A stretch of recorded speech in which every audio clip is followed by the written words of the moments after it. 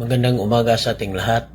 March 17, 2024. Ang salita ng ating Panginoong Diyos na pagkain ng ating kaluluwa kuha sa Juan 12:20 hanggang 33. Hinahanap ng ilang Griego si Jesus. May ilang Griegong dumalo sa pista upang sumamba. Lumapit sila kay Felipe na taga Bethsaida sa Galilea at nakiusap, "Ginoo, nais po naming makita si Jesus." Ito'y sinabi ni Felipe kay Andres at magkasama silang nagsabi nito kay Jesus. Sumagot si Jesus, "Dumating na ang oras upang luwalhatiin ang anak ng tao. Pagkatandaan ninyo, hanggat hindi nahuhulog sa lupa ang butil ng trigo at mamamatay, mananatili itong nag-iisa. Ngunit kung ito'y mamamatay, namumunga ito ng sagana. Ang taong nagpapahalaga sa kanyang buhay ay siyang nawawala nito. Ngunit ang taong hindi nagpapahalaga sa kanyang buhay sa daigdig na ito ay siyang magkakaroon ng buhay na walang hanggan.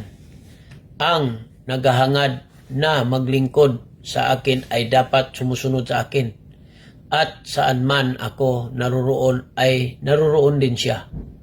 Parangalan ng Ama ang sinumang naglilingkod sa anak."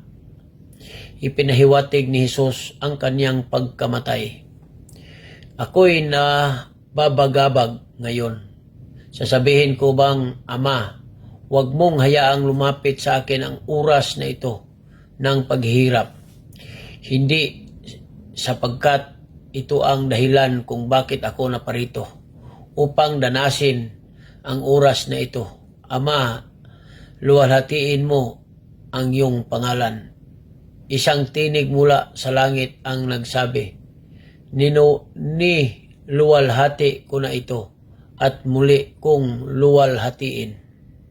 Narinig yon ng mga taong naroon kaya't sinabi nila, "Kumulog." Sabi naman ng iba, nagsasalita sa kanya ang isang anghel. Sinabi sa kanila ni Jesus, "Ang tinig na iyon ay ipinarinig para sa inyo at hindi para sa akin. Panahon na upang hatulan ang mundong ito. Panahon na rin upang hatulan ang pinuno ng mundong ito.